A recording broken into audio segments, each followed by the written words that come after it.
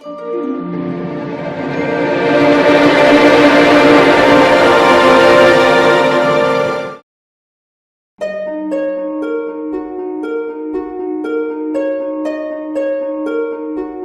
Vedas explain that the soul is covered by two kinds of bodies.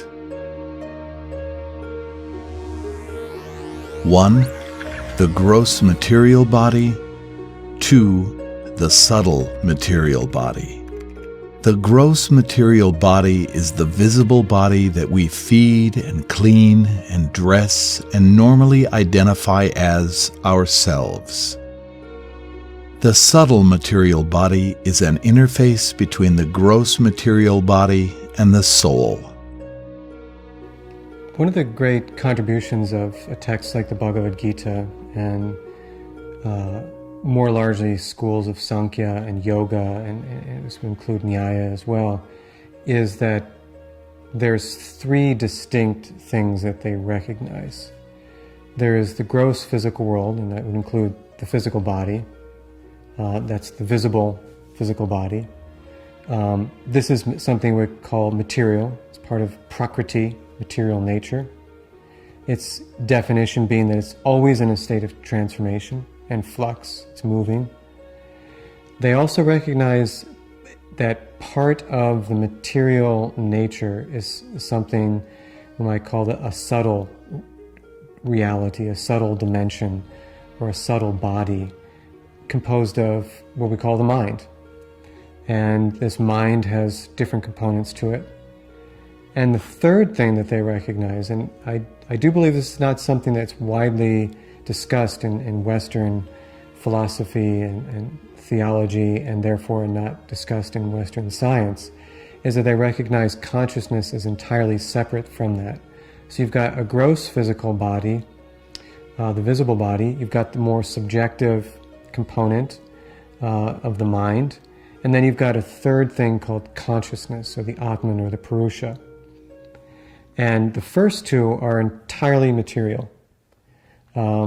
They are not considered to be part of the soul or the self at all. The soul is completely separable from both the mind and the body. And it can exist independently of them.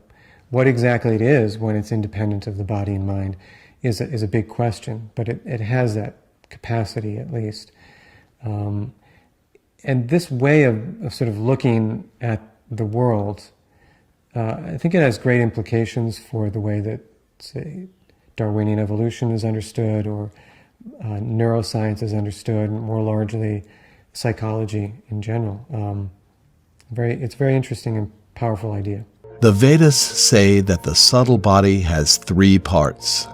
One, the mind, a repository of past experiences.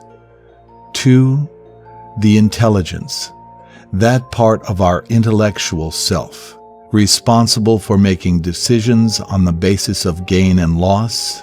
And three, the false ego, which is our sense of being the body and not the soul. The subtle body, like the gross body, is material and temporary. The subtle body is the medium through which the soul interacts with the gross body and the world outside. The soul is conscious, whereas the subtle body, being material, is not. The subtle body is just another filter through which consciousness, the soul, interacts with the world. And that filter is quite refined. The subtle body, just like the gross body, has senses, subtle senses. The gross body has, for example, two eyes, a physical mechanism through which it picks up visual information.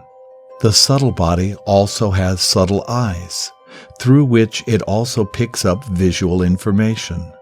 Just as the gross body has ears, the subtle body has subtle ears.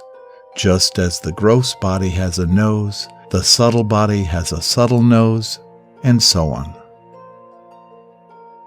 To help us better understand the relationship between the gross body, the subtle body, and the soul, the Vedic library provides an intriguing metaphor found in the Katha Upanishad 1.3.3-4. The soul is the passenger in the chariot of the material body, and intelligence is the charioteer. The mind is the reins, and the senses are the horses. The self is thus the enjoyer or sufferer in the association of the mind and senses. So it is understood by great thinkers. This metaphor also illustrates how the subtle body serves as a link between the gross body and the soul. Just as the passenger on a chariot gets where he wants to go by telling the charioteer, who then controls the horses, the soul controls the body by directing the subtle body to take control of the senses.